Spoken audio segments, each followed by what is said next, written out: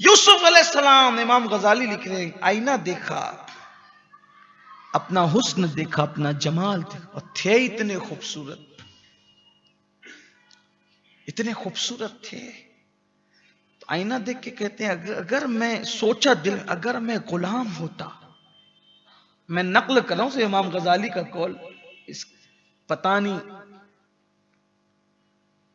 مصنف نے کہاں تک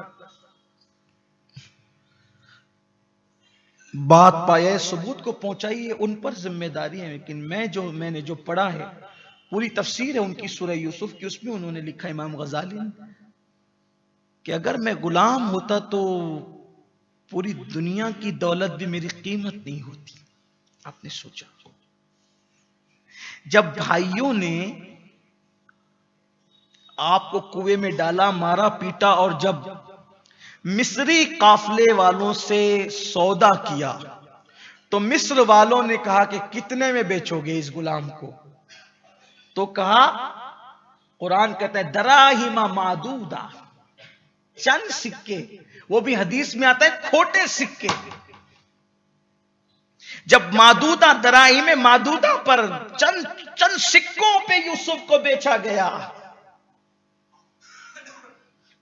تو حضرت یوسف علیہ السلام نے کہا انی تبت الیک، میں تیری بارگاہ میں رجوع لایا. ٹھیک. اس کے بعد جب مصر میں بیچے جا رہے تھے یوسف علیہ السلام،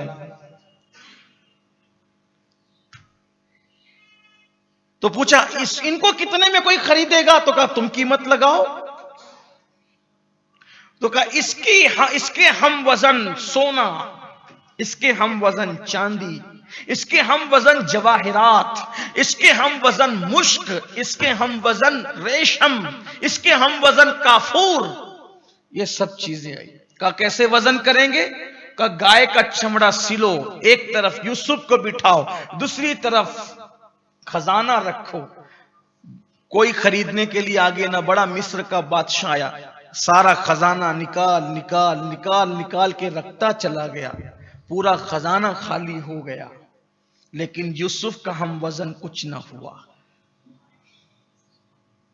بعد میں مصر کا بادشاہ کہنے لگا میں اس کی قیمت نہ دے سکا، یہ سب میرا خزانہ لے لے اور اس کے بدلے مجھے یوسف ہبا کر دے. تب جبریل نے کان میں آگے کہا دیکھا یوسف، جب تم نے اپنی قیمت خود لگائی تھی تو دراہیم معدودہ پر بکے تھے، اور جب قدرت نے تمہاری قیمت لگائی تو مصر کا خزانہ بھی خالی ہو گیا. دیکھا یہ ہمارے لیے، اس لیے اپنی قیمت خود نہ لگاؤ. یہ میں وہاں نہیں کر رہا، وہاں سے آپ نکل جائیں. اپنی قیمت خود نہ لگا، خود پسند مت ارے مجھے کرسی پہ نہیں بٹھا، توجہ کرنا، میں محفل میں گیا مجھے کرسی پہ نہیں بٹھا، اپنی قیمت کرسی کیوں لگاتا ہے؟ مجھے چٹائی پہ نہیں بٹھایا، اپنی قیمت چٹائی کیوں لگاتا ہے؟ مجھے بیٹھنے کے لیے نہیں کہا، اپنی قیمت نشستگاہ کیوں لگاتا ہے؟ تو بہت قیمتی ہے. خود اپنی قیمت.